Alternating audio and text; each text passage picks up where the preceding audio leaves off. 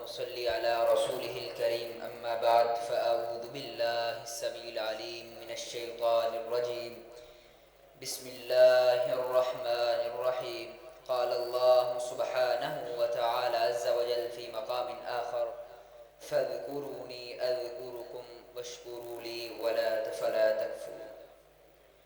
سامعین مکرم حضرات ذی وقار، رات کا انتہائی اور کافی حصہ گزر چکا ہے۔ میں صرف آپ کے سامنے چند ایک باتیں رکھ کے اپنی بات کو جلد سے جلد ختم کرنا چاہوں گا۔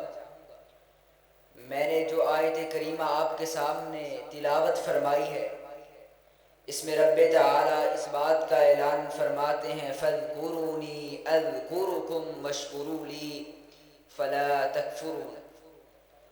فرمایا تم مجھے یاد کرو، میں تمہیں یاد کروں گا۔ آج اس دنیا میں آپ کسی چھوٹے سے چھوٹے اور بڑے کی مثال لے لیجیے۔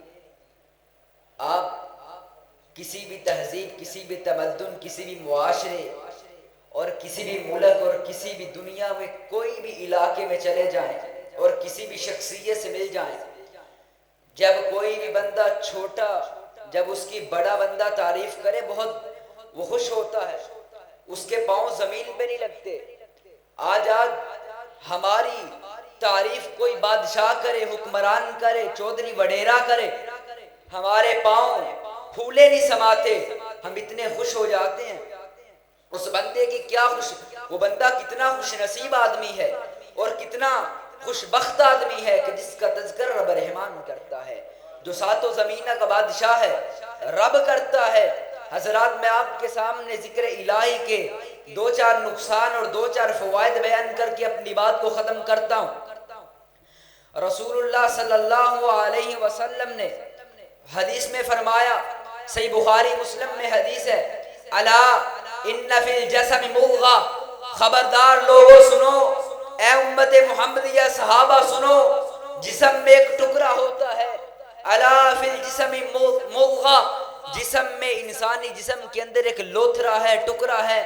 اگر وہ لوتھرا ٹکڑا، اگر اذا صلحت الجسم کلو، اگر وہ لوتھرا ٹھیک ہو جائے، وہ چیز، وہ انسان کے گوشت کا ٹکڑا ٹھیک ہو جائے، صلحت الجسد کلو، سارے کا سارا جسم ٹھیک ہو جاتا ہے۔ اگر وہ خراب ہو جائے، سارے کا سارا جسم خراب ہو جاتا ہے۔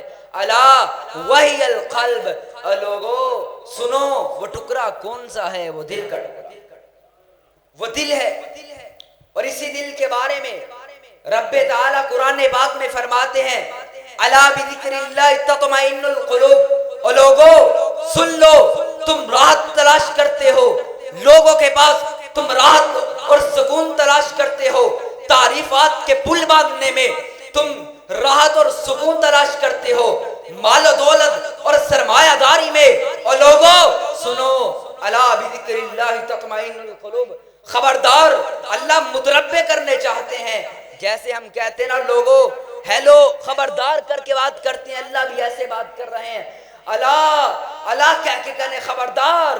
جسم کا سکون اور دل کا سکون کس میں ہے؟ ذکر میں، ذکر۔ آج ہم نے ذکر کو کچھ اور سمجھ لیا۔ ہاں اللہ، مجھے آج یہاں پر علامہ البانی رحمہ اللہ کا وہ قول یاد آیا جو یوٹیوب پہ موجود ہے۔ فرمایا یہ کھیل تماشا ہے، یہ ذکر نہیں کہ سبحان اللہ کی سین سنائی دیتی، یہ ذکر نہیں۔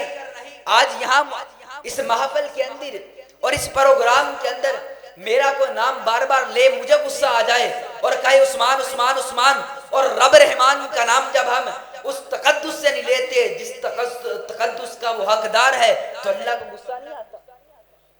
احباب دی وقار، یہ ذکر کو چھوڑنے کے اتنے نقصان ہے۔ آج ہر بندہ مہنگائی کے عالم سے پریشان اور دور چار نظر آتا ہے کہ کیا ہو گیا، یہ ہو گیا، فلان ہو گیا۔ اللہ تعالیٰ فرماتے ہیں وَمَنْ أَعْرَضَ عَنْ ذِكْرِي فَإِنَّ لَهُ مَعِيشَةً ضَنْكًا، اور لوگوں تم معیشت کا سکون تلاش کرتے ہو، تم معیشت میں راحت تلاش کرتے ہو، اور کافروں کے گھٹنوں میں ٹیک کر، اور پاکستان کے لوگوں تم تو معیشت کا سکون تلاش کرتے ہو، امریکہ کے گھٹنوں کے سامنے سر ٹیک کر تم معیشت کا سکون تلاش کرتے ہو، جا کے IMF کے آگے اللہ کہتے ہیں نہیں نہیں، معیشت ٹھیک کرنا چاہتے ہو، مہنگائی ہو گئی ہے، ہاں کہاں سے آئے گی، سستا دور کہاں سے آئے گا؟ فرمایا وَمَنْ أَعْرَضَ عَنْ ذِكْرِي فَإِنَّ لَهُ مَعِيشَةً ضَنْكًا، جو بندہ میرے ذکر کو چھوڑتا ہے، جو بندہ رب رحمان کو یاد نہیں کرتا، اللہ کو بلا دیتا ہے، نہ نماز نہ روزہ، 10 سال سے حرام کھا رہا ہے، 5 نماز سے بے نماز، 20 سال سے شراب خور، اور کہے اللہ غفور الرحیم ہے، یہ ذکر نہیں۔ اور جب ذکر کرے اللہ رب العزت کے تقدس کا خیال نہ کرے، یہ ذکر نہیں۔ فرمایا میرے ذکر کو بھلانے کی وجہ سے یہ جتنی تنگیاں آئی، مال و دولت کی فراوانی کہاں گئی، کھو گئی، کہاں گئی؟ اور ہر انسان یہی ڈھونڈتا ہے، مال مال مال کی ہوس نے تباہ کر دیا۔ یہ ذکر کو چھوڑنے کا نقصان جو دنیا میں ملا کہ ہم نے ذکر کو چھوڑا تو ہماری معیشت تنگ ہو گئی۔ اور اس کے بعد آخری نقصان جو ذکر کا رسول کائنات علیہ التحیہ والتسلیم نے فرمایا جو ذکر کرتا ہے انسان، ذکر والا انسان، اللہ کو یاد کرنے والا انسان، اس کی مثال کیا ہے؟ کمثل حی علی المیت، اس کی زندہ بندہ ہے۔ اور جو بندہ اللہ کا ذکر نہیں کرتا، اللہ کو یاد نہیں کرتا، نہ نماز نہ روزہ نہ لینی نہ دینی، کچھ نہیں، سب کچھ چھوڑا ہوا۔ اور پھر کیا کہتے ہیں کہ قاری صاحب سخت موضوع بیان کرتے ہیں، جب کوئی بندہ سمجھائے احباب دی بقا غصہ نہ کیجئے، بات سیدھی کروں گا، ہاں، اور اللہ کے نبی صلی اللہ علیہ وسلم نے فرمایا جو بندہ ذکر کرتا ہے، اللہ کو یاد کرتا ہے، اس کی مثال ایسے ہے کہ زندہ بندہ ہے۔ اور جو اللہ کا ذکر نہیں کرتا، نماز نہیں پڑھتا اور اللہ کو یاد نہیں کرتا، وہ مردہ گندی لاش لے کے پھر رہا۔ رسول کائنات علی تحیہ و تسلیم نے فرمایا ذکر کا فائدہ کیا؟ اللہ کے نبی صلی اللہ علیہ وسلم نے فرمایا کہ جو بندہ، جو مجلس یہاں پر ہم اللہ کا ذکر کر رہے ہیں، یہ مجلس بھی اللہ کا ذکر ہے، اللہ کو یاد کرنے کے لیے قائم کی ہے۔ اللہ کے نبی فرماتے ہیں اللہ تعالیٰ فرشتوں کو زمین پہ اتارتے ہیں، جاؤ بندو، فرشتے پھر رہے ہوتے ہیں، اور اللہ کے نبی صلی اللہ علیہ وسلم فرماتے ہیں اے لوگوں، صحابہ، اللہ تعالیٰ ذکر کرنے والے لوگ جب جماعت میں بیٹھ کر ذکر کرتے 3 انعام کرتا ہے۔ کون سا انعام؟ فرمایا ان پر رحمت نازل کرتا ہے۔ فرمایا رحمت نازل کرنے کے بعد کون سا انعام؟ فرمایا ان پر سکینت، ان کو سکون کا تحفہ اللہ عطا کرتا ہے۔ فرمایا اللہ کے نبی صلی اللہ علیہ وسلم تیسرا انعام کیا کرتا ہے اللہ؟ فرمایا فَعَفَّتْهُمُ الْمَلَائِكَةُ، ان کو فرشتے جکڑ لیتے ہیں، فرشتے ارد گرد بیٹھ جاتے ہیں۔ اس طرح مجلس میں بیٹھ کے لوگ اللہ کا ذکر کرتے ہیں، فرشتے آ کے ان کو ڈھانپ لیتے ہیں، ان کو گھیر لیتے ہیں، فرشتے ان کی حفاظت کرنا شروع ہو جاتے ہیں۔ اور فرمایا وَذَكَرَهُمُ اللَّهُ فِي مَنْ عِنْدَهُ، اور اللہ سب سے بڑا انعام یہ ہے، اللہ تعالیٰ فرماتے ہیں اللہ ان لوگوں کا جو اللہ کو یاد کرتے ہیں، ان کا تذکرہ ان لوگوں کے درمیان کرتا ہے جو اللہ تعالیٰ کے پاس ہیں، مراد فرشتے۔ اللہ ذکر کرنے والوں کا تذکرہ فرشتوں کے اندر، اللہ فرشتوں کو بٹھا کے کہتا ہے دیکھو میرا بندہ مجھے یاد کر رہا ہے، میرا بندہ مجھے پکار رہا ہے۔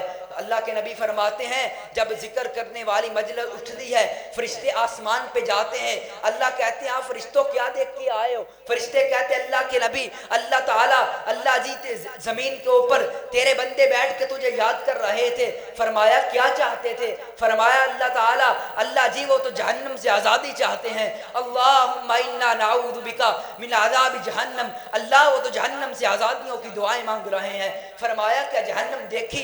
اللہ جی نہیں دیکھی۔ فرمایا جو میں نے ان کو جہنم سے آزاد فرما دیا۔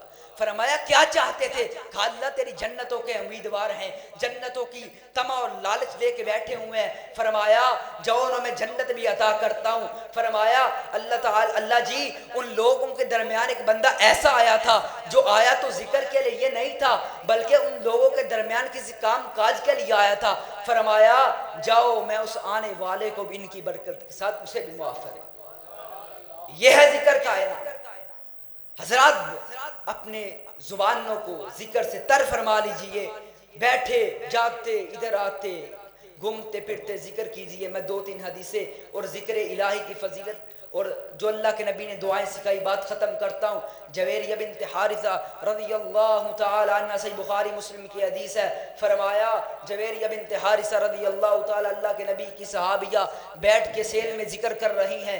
وقت سورج آ جاتا ہے، رسول اللہ پاس سے گزرتے ہیں، اشراق کے لیے غالباً جا رہے ہوتے ہیں. اللہ کے نبی دیکھتے ہیں کہ جویریہ بیٹھ کے ذکر کر رہی ہے. اللہ کے نبی جاتے ہیں. کافی وقت کے بعد اللہ کے نبی آتے، فرمایا اے جویریہ تو صبح سے بیٹھ کے ابھی تک کیا کر رہی ہے؟ فرمایا اللہ کے نبی جی اللہ کا ذکر کر رہی ہوں. فرمایا تو صبح سے بیٹھ کے جو ابھی تک اتنا ٹائم لگا کے ذکر کر رہی ہے، میں ایک دعا پڑھتا ہوں، وہ اللہ تعالیٰ مجھے دو چار الفاظ، صرف دو چار الفاظ ہیں دعا کے، وہ پڑھنے کے ساتھ مجھے تجھ سے زیادہ، جو تو صبح سے بیٹھی ہے میں دو چار لفظ پڑھتا ہوں اللہ مجھے عطا فرما دیتے ہیں. صحابیہ کہنے لگی اللہ کے نبی سے، بخاری مسلم کی حدیث ہے، بلوغ المرام کی آخری حدیث، آخر سے پہلے حدیث. فرمایا کون سی وہ دعا ہے؟ فرمایا سبحان اللہ و بحمدہ عدد خلقہ ورضا نفسہ وزنۃ عرشہ ومداد کلمتہ. اللہ کی تسبیح، اللہ پاک ہے، اللہ کی تسبیح سبحان اللہ و بحمدہ، اللہ پاک ہے اپنی حمد کے برابر، اپنی تعریفات کے برابر.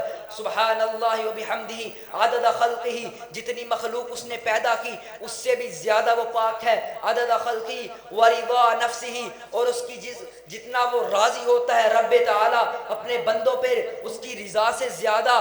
فرمایا وزنۃ عرشہ ومداد کلمتہ، آسمان وزنۃ عرشہ اپنے عرش کے وزن سے زیادہ اس کی تسبیح اور بڑائی بیان ہو. وزنۃ عرشہ ومداد کلمتہ، اور جتنے سمندر اور دریا اور ان کو بطور سیاہی بنا لیا جائے اور یہ سیاہی سے زیادہ سمندروں کے قطرات سے زیادہ بھی اس اللہ کی تسبیح بیان ہوتی ہے.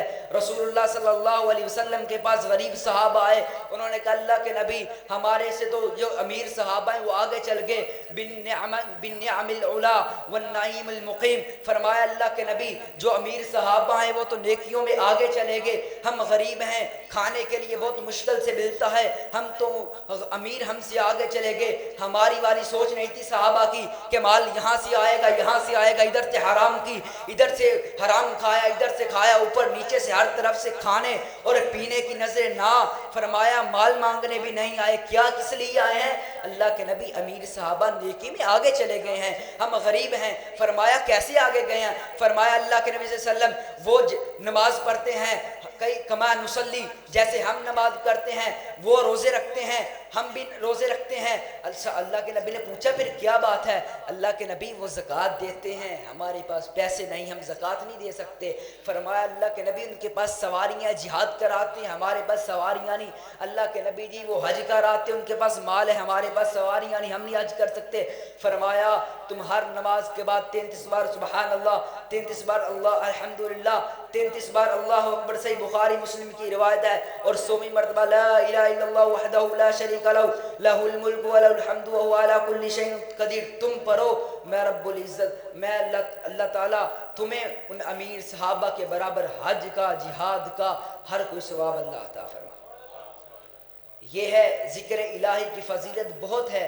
اب وقت کی قلیل ہے اور موضوع کثیر ہے، میں اپنی بات کو ختم کرتا ہوں. احباب دی وقار آپ کے سامنے یہی گزارش ہے، اپنے آپ کو عمل کے ڈھانچے میں بنا لیجئے، عمل میں آئیں گے. ایسے خالی اپنے آپ کو لیے پھرتے کوئی فائدہ نہیں. آپ جتنا مرضی، شیطان کے پاس بھی علم تھا، وہ بھی علم رکھتا تھا. فرعون کو بھی پتا تھا کہ یہ مال عارضی ہے، حامان قارون کو بھی پتا تھا یہ مال عارضی ہے، وہ آنکھوں میں پٹیاں باندھ کے نہیں تھا پھرتا. لیکن انسان گھمنڈ غرور، جیسے اللہ معاف کرے غصہ نہ کرنا ہماری حالت ہے. اپنے آپ کو عمل کے ڈھانچے میں لے کے آئیے، ذکر الہی سے اپنی زبان و قلوب کو معطر کیجئے. چلتے پھرتے سبحان اللہ و بحمدہ عدد خلقہ ورضا نفسہ، اس دعا کو پڑھتے رہیے. اور جو میں نے سبحان اللہ ہر نماز کے بعد آپ کو بتلایا اس کو پڑھیے. اور جو بخاری کی آخری حدیث کہ 2 کلمے اللہ کو محبوب بھی بہت ہیں اور میزان میں بھاری بھی بہت ہیں، وہ کون سے کلمے ہیں اور اللہ کو بھی بڑے محبوب ہیں؟ سبحان اللہ و بحمدہ سبحان اللہ العظیم. اس کو زبان پہ لے آئیے، اللہ کی تسبیح بیان کیجیے، اللہ کی تحمید بیان کیجیے، اسی کی تحلیل بیان کیجیے.